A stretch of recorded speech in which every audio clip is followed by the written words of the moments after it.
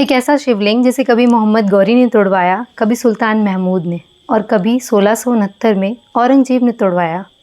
हमारे मंदिरों को बार बार तोड़वाया गया। क्या आप जानते हैं ऐसा क्यों हुआ? ऐसा इसलिए हुआ क्योंकि कहते हैं एक समाज को तोड़ने के लिए, एक इंसान को तोड़ने के लिए उसकी आस्था पर चोट करी जाती है। तो हमारी आस्था पर चोट की गई, पर अफसोस हमारी आस्था फिर भी नहीं टूटी। 355 साल पुराना इतिहास आज फिर हमारे सामने आकर खड़ा हो गया है।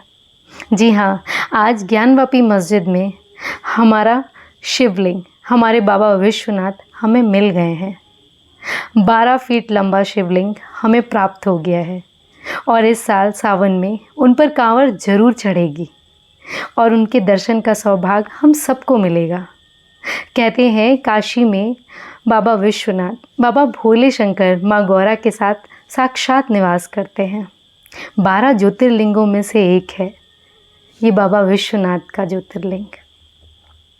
स्वयं गोस्वामी तुलसीदास, विवेकानंद, शंकराचार्य खुद इनके दर्शन करने के लिए काशी आए थे। आज बहुत सौभाग्य की बात है कि हमारे भोले बाबा, हमारे महादेव हमें मिल गए हैं। आप जानते हैं आज ओवैसी कह रहा है कि ये तो हिंदू हमसे 30,000 मस्जिद छीन ले जाएंगे। अरे मस्जिदों की तो संख्या लाखों में है, फिर 30,000 ही मस्जिद क्यों? क्योंकि उन 30,000 मस्जिदों के नीचे हिंदू मंदिर दफन है।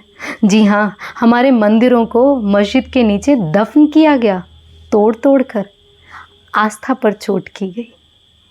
नंदी को क्यों नहीं तोड़ा इन्होंने? औरंगजेब ने नंदी को इसलिए नहीं तोड़ा ताकि हमें याद रहे और हमें कुरेदते रहें, हमें हमेशा याद दिलाया जाए कि हमारा मंदिर इस तरह तोड़ा गया था और हमारे नंदी बाबा ऐसे ही बैठे रहें।